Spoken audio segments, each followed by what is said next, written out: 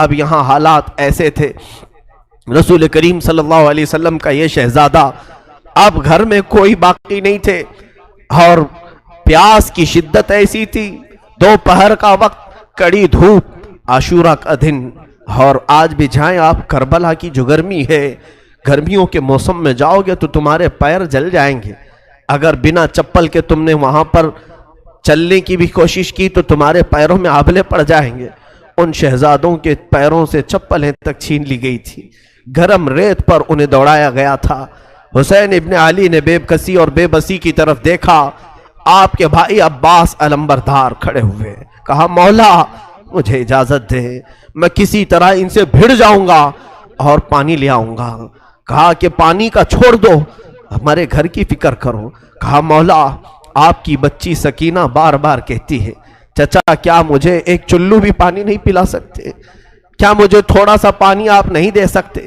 سکینہ کی عمر 9 سال کی تھی۔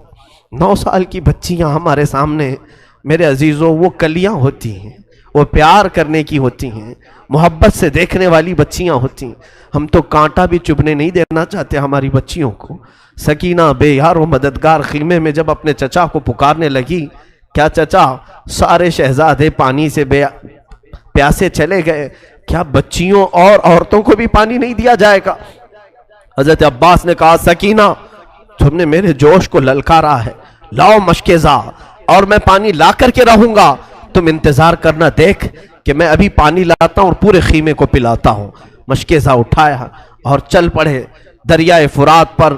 آپ تلواروں سے مقابلہ کرتے ہوئے پورے یزیدی لشکر کو چھانٹ دیا اور کوفہ کے یہ بزدلوں کی فوج میں سے نکلتے ہوئے دریائے فرات تک پہنچ گئے۔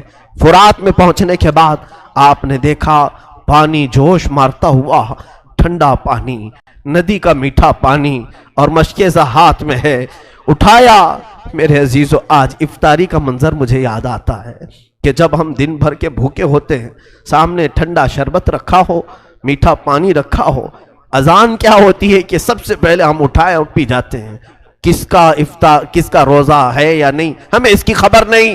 مولا عباس کو دیکھو، چلو اٹھایا اور کہا کہ میں تھوڑا پانی پی لوں پھر مشکیزے میں بھروں۔ اس کے بعد اپنے ہاتھ کو کوسنا شروع کیا، برا ہو تیرا، تو نے حسین کے بغیر پانی پینے کا سوچا کیسے؟ چلو سے پانی پھینک دیا اور کہا مولا حسین اپنے خیمے میں پیاسے، بچے تڑپ رہے ہیں اور عباس یہاں پہنچ گیا ہے تو کیا پانی پی لے گا؟ ایک قطرہ بھی پانی نہیں پیا، پورے مشکیزے میں پانی بھر لیا اور اس کے بعد چل پڑے۔ جب جیسے ہی چلے یزیدیوں کے ساتھ حملہ ہوتا رہا اور لوگوں نے پکار کر کے کہا، عمرو بن سعد نے، اے لوگوں خیمے حسین تک پانی جانے نہ دینا، اگر پانی چلا گیا تو پھر جنگ بھاری پڑ جائے گی، ہمارے لیے یہاں پر جنگ لمبی ہو جائے گی، لہذا عباس کو روکو۔ کسی طرف سے ایک ظالم آیا، جس ہاتھ میں آپ نے مشکیزہ پکڑا تھا اس ہاتھ کو اس نے تلوار سے کاٹ دیا، مونڈھے سے ہی ہاتھ گر گیا۔ آپ نے دوسرے ہاتھ میں مشکیزہ اٹھایا، ظالم نے تلوار چلائی، دوسرا ہاتھ بھی کاٹ دیا۔ عباس کو اسی لیے کہا جاتا ہے کفین ذوالکفین، 2 ہاتھ والا، سب 2 ہاتھ والے ہوتے ہیں لیکن عباس علمبردار کے دونوں ہاتھ جیسے نکلے۔ اب بھی مایوسی نہیں تھی، اپنے دانتوں سے مشکیزہ اٹھا لیا، وہ پانی کا مشکیزہ جو ہوتا تھا چمڑے کا، دانتوں سے اٹھا لیا اور کہا میں پہنچا کر کے رہوں گا خیمہ حسین میں۔ پکارے عباس، اے سکینہ میں پانی لاؤں گا تو خوب پینا، کٹے ہیں بازو چھدا ہے سینہ، ابھی میں کٹے ہیں بازو چھدا ہے سینہ۔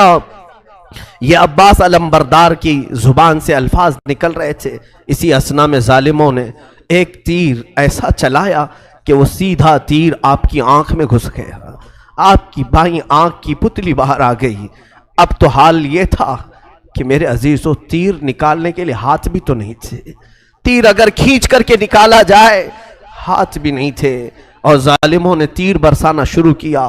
عباس اب تک نہیں روئے، ہاتھ کٹ گئے، آنکھ میں تیر چبھ گیا، رونا نہیں آیا۔ اسی اثنا میں کسی نے آ کر کے مشکیزہ پھوڑ دیا پانی کا۔ عباس کا صبر نہیں ہو سکا، چیخ نکل گئی، ہائے مردود تو نے کیا کیا، میرے ہاتھ لے لیا، آنکھ پھوڑ دیا۔ ٹھیک تھا لیکن یہ پانی میں سکینہ تک پہنچا کر آ جاتا. آپ اسی غم میں نیچے زمین پر گر گئے. سوچو جو گھوڑے پر بغیر ہاتھوں کے گرا ہوگا کیسے گرا ہوگا. تم اگر اوپر سے گرو گے تو ہاتھ وغیرہ سے اپنے آپ کو سنبھال لو گے. دونوں کٹے ہوئے ہاتھوں سے جب کوئی گھوڑے سے گرتا ہو, چاہے وہ منہ کے بل گرے کہ سر کے بل گرے, کس طرح سے گرا ہوگا. جبکہ ایک آنکھ میں تلوار ہے. پکارا اپنے بھائی کو, اپنے بھائی امام حسین کو پکارا. مولا حسین دوڑتے ہوئے آئے. راویوں نے لکھا ہے کہ حسین ابن علی اتنی تیزی سے دوڑتے ہوئے آئے کہ پورا عمامہ کھل گیا تھا اور کپڑے الجھ گئے تھے. دوڑتے ہوئے آئے, عباس کو اٹھایا, سر لیا, اب بھی جان باقی تھی. کہا امام علی مقام سے کہ ہاتھ دونوں نہیں ہیں, تیر آپ اپنے ہاتھ سے نکال لیں. دونوں ہاتھ کٹے ہوئے تھے. امام علی مقام نے تیر آنکھ سے نکالی تو آنکھ کی پتلی بھی تیر کے ساتھ باہر آ گئی. دوسری آنکھ میں خون جمع تھا. عباس اسی اثنا میں کہہ رہے تھے مولا بس دو تین خواہشیں ہیں. کہا عباس کہو تو صحیح. کہا پہلی خواہش یہ ہے کہ آنکھ پر جمع ہوا خون صاف کر دیں.